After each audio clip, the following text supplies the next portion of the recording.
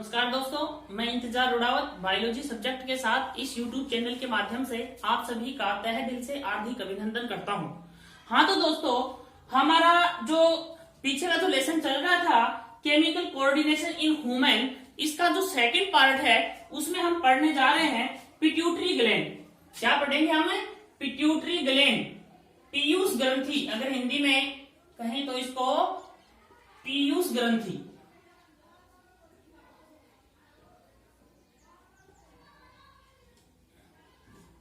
हाँ तो दोस्तों, पीयूष ग्रंथि को पढ़ने से पहले इसकी हम कुछ जनरल स्टडी करते हैं और हम देखते हैं कि ये पीयूष ग्रंथि क्या है और किस प्रकार की नजर आती है और कहाँ स्थित होती है। तो देखिए दोस्तों, पीयूष ग्रंथि जो है वो हमने पढ़ा था कि हमारा जो अग्र मस्तिष्क है उसके पीछे देखिए हमने पढ़ा था कि हाइपोथैलेमस के बारे में पढ़ा था। हमने पीछे वाले लेसन में हमने हाइपोथैलेमस के बारे में पढ़ा था और हाइपोथैलेमस के साथ ये अटैच रहती है और मटर के दाने के आकार की एक ग्रंथि पाई जाती है जो सभी अन्य अंतःस्रावी ग्रंथियों पर नियंत्रण करती है। तो देखिए दोस्तों, पिट्यूटरी ग्लैंड जो है वो मटर के दाने के आकार की पिंक कलर की, गुलाबी कलर की एक ग्रंथि है जिसका व्यास 1.3 सेंटीमीटर तथा इसका वेट जो है वो 0.5 ग्राम होता है। ये ग्रंथि कपाल की स्फिनोइड अस्थि के सेला टर्सिका नामक खांच के अंदर पाई जाती है और इसका जो ओरिजिन है या जो इसका उद्भव जो है वो एक्टोड्रम के द्वारा होता है। और एक और इसकी इंपॉर्टेंट जो बात है वो ये है कि ये फीमेल में मेल से बड़ी होती है, फीमेल में मेल से बड़ी होती है और ये अन्य अंतःस्रावी ग्रंथियों पर अपना नियंत्रण रखती है। इस कारण से इसको क्या कहते हैं? मास्टर ग्रंथि कहते हैं। तो आप देखिए, इन्हीं क्वेश्चनों पे हम यहाँ डिस्कस करते हैं। थोड़ा सा देखिएगा आप लोग। देखिए, पिट्यूटरी ग्लैंड है और पिट्यूटरी ग्लैंड की शेप कैसी है? मटर के दाने के समान। कैसी है? मटर के दाने के समान। अब देखिए, शेप आ गया तो उसके बाद पढ़ेंगे हम इसकी साइज। और साइज इसकी देखिए, इसका व्यास जो है वो 1.3 सेंटीमीटर का होता है। कितना होता है? 1.3 सेंटीमीटर। और इसका जो वेट है, वेट होता है इसका 0.5 ग्राम। वेट कितना होता है? 0.5 ग्राम। और इसका जो कलर है वो है पिंक या गुलाबी कलर की ये ग्रंथि पाई जाती है। और इसकी स्थिति की अगर हम बात करें तो ये हाइपोथैलेमस के साथ जुड़ी रहती है और कपाल की जो स्फिनोइड अस्थि है उसके अंदर एक गर्त पाया जाता है जिसका नाम है सेला टर्सिका। उस सेला टर्सिका में स्थित रहती है। देखिए, कपाल की स्फिनोइड अस्थि के गर्त सेला टर्सिका में पाई जाती है। अब देखिए, हमने भ्रूण में 3 जर्मिनल लेयर पढ़ी है और हमारे पूरी बॉडी की जो फॉर्मेशन जो होती है वो उन्हीं 3 जर्मिनल लेयर्स के द्वारा होती है। तो उसी प्रकार से पिट्यूटरी ग्लैंड का जो डेवलपमेंट है वो भी उन्हीं 3 जर्म लेयर के द्वारा होता है। उनमें से कौन सी लेयर के द्वारा होता है? उसका नाम है एक्टोड्रम। कौन सी लेयर के द्वारा होता है? एक्टोड्रम। फिर देखिए दोस्तों, पिट्यूटरी ग्लैंड जो है वो फीमेल में बड़ी होती है और मेल में क्या होती है? छोटी होती है। तो ये थी पिट्यूटरी ग्लैंड की जनरल स्टडी। इसके बाद देखिए दोस्तों, हम पढ़ेंगे इसकी स्ट्रक्चर।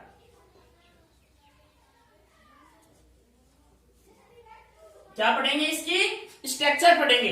देखिए दोस्तों, इसकी स्ट्रक्चर में ये देखिए पिट्यूटरी ग्लैंड है,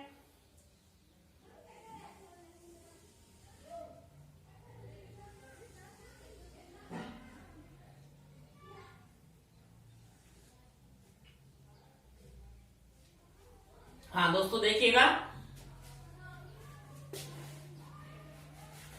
देखिएगा ये हाइपोथैलेमस है।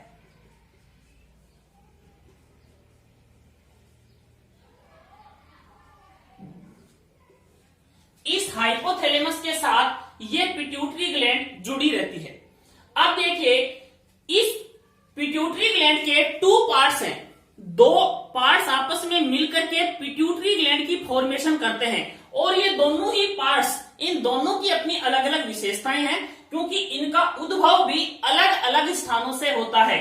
इसका देखिए, सबसे बड़ा जो पार्ट है उसका नाम है एडिनोहाइपोफाइसिस। क्या नाम है इसका? एडिनोहाइपोफाइसिस, या इसको हम कहते हैं अग्रपाली। क्या कहते हैं इसको? हिंदी में बोलो तो अग्रपाली। और इंग्लिश में बोलो तो एडिनोहाइपोफाइसिस। एडिनोहाइपोफाइसिस और इंग्लिश में क्या कहेंगे, हिंदी में क्या कहेंगे इसको, अग्रपाली। क्या कहेंगे, अग्रपाली। ये अग्रपाली 3 भागों में बटी रहती है। देखिएगा दोस्तों, इसका जो सबसे मेन इंपॉर्टेंट पार्ट जो है वो है पार्स डिस्टेलिस। पार्स डिस्टेलिस क्या नाम है, सबसे इंपॉर्टेंट पार्ट का नाम क्या है, पार्स डिस्टेलिस। और हिंदी में भी इसको हम पार्स डिस्टेलिस ही कहते हैं। देखिएगा दोस्तों, इसी के अंदर देखिए इसका जो दूसरा पार्ट है वो देखिए मीडियन एनिमेंस, सॉरी पार्स इंटरमीडिया। क्या नाम है दूसरा इसका, इसको मिटा देता हूं मैं, देखिए दोस्तों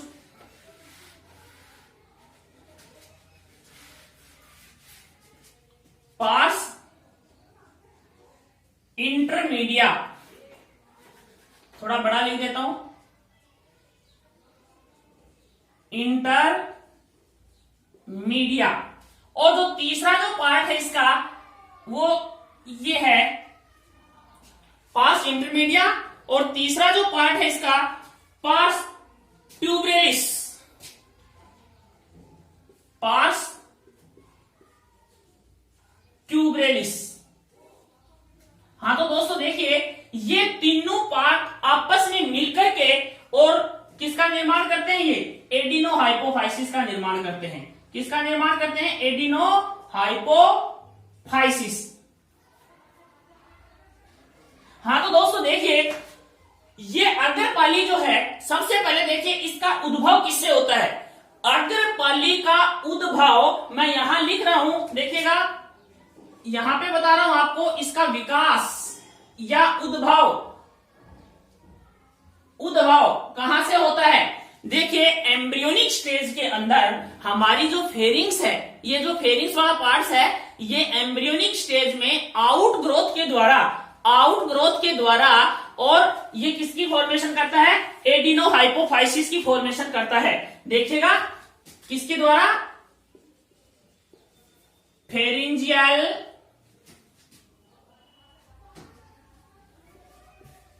आउटग्रोथ ऑफ फेरिंजियल एक्टोडर्म। और अगर हिंदी में लिखो तो इसको क्या लिखोगे, हिंदी में लिख देता हूं,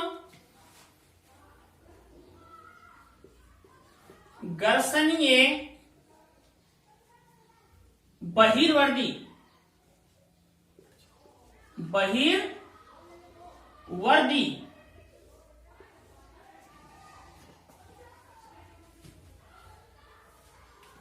ये जो है ये किसकी फॉर्मेशन करेगा, एडिनोहाइपोफाइसिस की। और ये जो एडिनोहाइपोफाइसिस है, ये टोटल जो ये आपकी पीयूष ग्रंथि देख रहे हो, इसका जो टोटल जो पार्ट है ये वाला, ये टोटल पिट्यूटरी ग्लैंड का 75% भाग बनाता है। कितने परसेंट भाग बनाता है, 75% भाग बनाता है। कितने परसेंट भाग बनाएगा, 75% भाग बनाएगा। इसके बाद देखिए दोस्तों, इनके ये जो 3 पार्ट्स हैं, इन 3 पार्ट्स में देखिए आप लोग, पार्स ट्यूबरेलिस है, ये कोई भी हार्मोन का सीक्रेशन नहीं करता है, नो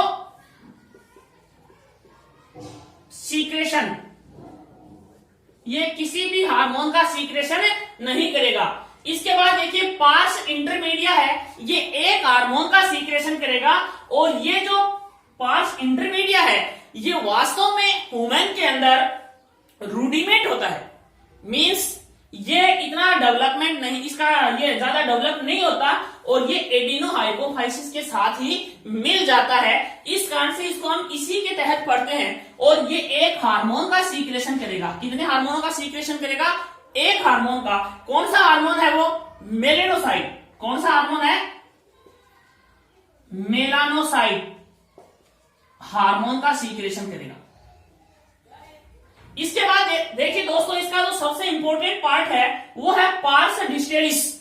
पार्स डिस्टेलिस जो है वो बाकी जितने भी हार्मोन है सभी के सभी, हम वन बाय वन पढ़ेंगे इनको, इसके जो हार्मोन पढ़ेंगे उसमें बाकी ऑल जितने भी हार्मोन है, अधिकतर हार्मोन जो है, अधिकतर हार्मोन किसके द्वारा सीक्रेट होते हैं? पार्स डिस्टेलिस के द्वारा सीक्रेट होते हैं। तो ये था देखिए दोस्तों इसकी अग्रपाली। अब देखिएगा ये है न्यूरोहाइपोफाइसिस, ये क्या था? एडिनोहाइपोफाइसिस या अग्रपाली। और अब हम पढ़ेंगे पश्चपाली या न्यूरोहाइपोफाइसिस। इसको क्या कहेंगे? न्यूरोहाइपोफाइसिस। अब देखिए दोस्तों इसके अंतर्गत न्यूरोहाइपोफाइसिस में देखिए ये है पार्स नर्वोसा, पार्स, इसको मिटा दो,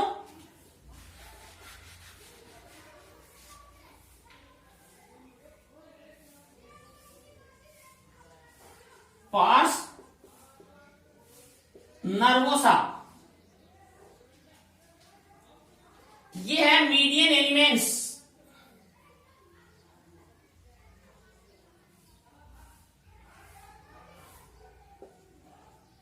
मीडियन एलिमेंट्स। सॉरी दोस्तों, इसको मैं थोड़ा सा ऊपर लिख रहा हूं ताकि आपको क्लियर दिखाई दे।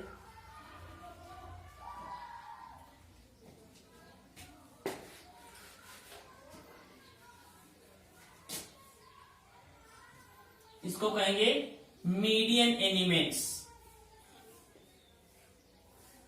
Median elements. और ये जो पार्ट है ये है इनफंडिबुलम, इनफंडिबुलम। दोस्तों नंबर 1, नंबर 2 और नंबर 3 ये तीनों पार्ट आपस में मिलकर के पश्चपाली का निर्माण करते हैं, जिसे हम कहते हैं न्यूरोहाइपोफाइसिस। क्या कहेंगे उसको? हमें न्यूरोहाइपोफाइसिस। अब देखिए दोस्तों मैं इसको थोड़ा सा मिटा रहा हूं इधर से, ऊपर से। अब देखिए न्यूरोहाइपोफाइसिस है, इसका डेवलपमेंट कहां से होता है? तो देखिए जैसे मैंने आपको बताया एडिनोहाइपोफाइसिस का डेवलपमेंट कहां से होता है? Pharyngeal outgrowth of ectoderm. ये कौन सी स्टेज में? एम्ब्रियोनिक स्टेज में। तो ये जो पश्चपाली है, न्यूरोहाइपोफाइसिस है, इसका जो डेवलपमेंट है वो हाइपोथैलेमस के द्वारा ही होता है। इसका डेवलपमेंट कहां से होता है? हाइपोथैलेमस के द्वारा। और हाइपोथैलेमस के इनफंडिबुलम के द्वारा होता है। किसके द्वारा?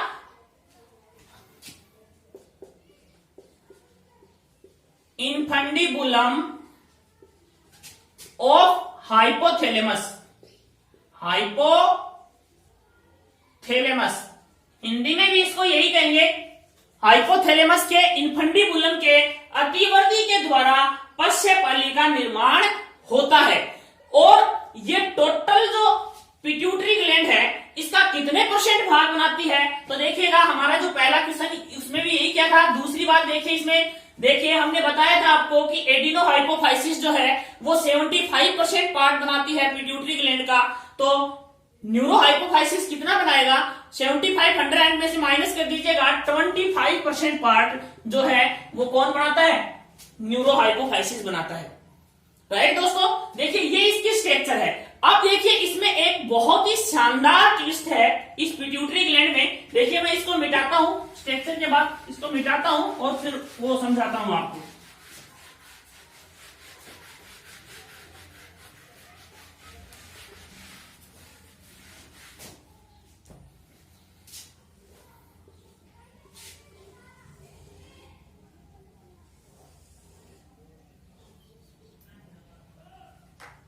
देखिए दोस्तों ये है एडिनोहाइपोफाइसिस,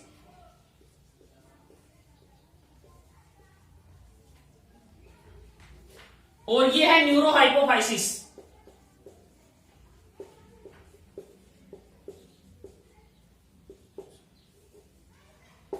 पश्चपाली हिंदी में बोलो तो आप इसको, और इसको अग्रपाली। देखिएगा दोस्तों मैंने आपको बताया कि एडिनो हाइपोफाइसिस का डेवलपमेंट फेरिंजियल आउटग्रोथ के द्वारा होता है। तो ये देखो, इसका तो आउटग्रोथ के द्वारा होता है और इसका किससे होता है? हाइपोथैलेमस के द्वारा इसकी फॉर्मेशन होती है। किसके द्वारा होती है? हाइपोथैलेमस के द्वारा इसकी फॉर्मेशन होती है। तो देखिएगा, इसके जो हार्मोन हैं वो सारे के सारे हार्मोन कौन स्रावित कर रहा है? मेलेनोसाइट, देखिए इसके पास इंटरमीडिया और कौन? Pars distalis. ये दो जो भाग है इसके, ये सारे के सारे हार्मोनों का स्राव करते हैं, जबकि इनका कंट्रोल कौन करता है? कंट्रोल करता है हाइपोथैलेमस। कंट्रोल कौन करता है दोस्तों? हाइपोथैलेमस इनका कंट्रोल करता है। मैंने आपको बताया था हाइपोथैलेमस के द्वारा जो 10 प्रकार के हार्मोनों का स्राव होता है, मोचक और रिलीजिंग हार्मोन, वो पिट्यूटरी ग्लैंड के एडिनो हाइपोफाइसिस द्वारा स्रावित सभी हार्मोनों को के सीक्रेशन का कंट्रोल करने का काम करते हैं। तो वैसे ही दोस्तों देखिए, जो पश्चपाली है इसके द्वारा भी 2 टाइप के हार्मोनों का सीक्रेशन होता है, स्राव होता है। और वो हार्मोन कौन कौन से हैं? ADH एंड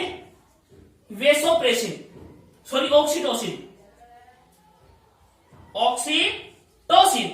एडीएच को वेसोप्रेसिन हार्मोन भी कहते हैं, ये हम आगे अभी डिटेल में करेंगे इनको। ये 2 हार्मोन जो हैं वो इस ग्रंथि के इस भाग द्वारा न्यूरोहाइपोफाइसिस के द्वारा स्रावित किए जाते हैं। लेकिन दोस्तों आपको बता दें कि देखो, पश्चपाली का डेवलपमेंट हाइपोथैलेमस के इन्फंडिबुलम के आउटग्रोथ द्वारा हुआ है। इसका मतलब इसकी फॉर्मेशन किससे हुई? इससे। तो इसके जो हार्मोन हैं वो उनका सिंथेसिस कहां होता है? सिंथेसिस, इनका निर्माण इन हार्मोनों का होता है हाइपोथैलेमस में, और फिर यहां आते हैं। यहां आने के बाद ये हार्मोन, ये जो पाली है, इसका काम है हार्मोनों को स्टोर करना। क्या काम करना? स्टोर करना और इनको सीक्रेट करना। स्टोर करना एंड रिलीज करना। स्टोर एंड रिलीज का काम है इस न्यूरोहाइपोफाइसिस का, जबकि इसका क्या काम है? Synthesis, store and release. तो कैसे? ये जो हार्मोन है ये न्यूरो हार्मोन है, क्योंकि हाइपोथैलेमस की नर्व जो सेल है, देखिए दोस्तों, हाइपोथैलेमस की नर्व सेल जो है और उसके साइटोन इसमें आते हैं। उसके क्या आते हैं? साइटोन पार्ट इसमें आते हैं, और यहां पर हार्मोनों का सिंथेसिस होता है। ये जो एडीएच और ऑक्सीटोसिन है, एडीएच और ये देखिए, शाबाश, ये देखिए,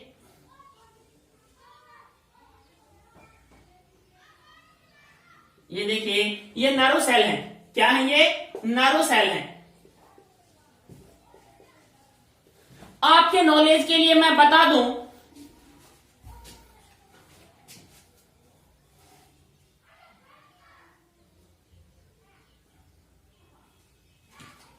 एक होती है सुप्रा ऑप्टिक नर्व सेल और एक होती है पेरावेंट्रिकल नर्व सेल। क्या होती है? पेरावेंट्रिकल नर्व सेल, ओपी। पेरा ऑप्टिक नर्व सेल जो है वो ऑक्सीटोसिन की फॉर्मेशन करेगा। किसकी फॉर्मेशन करेगा? पेरा ऑप्टिक नर्व सेल।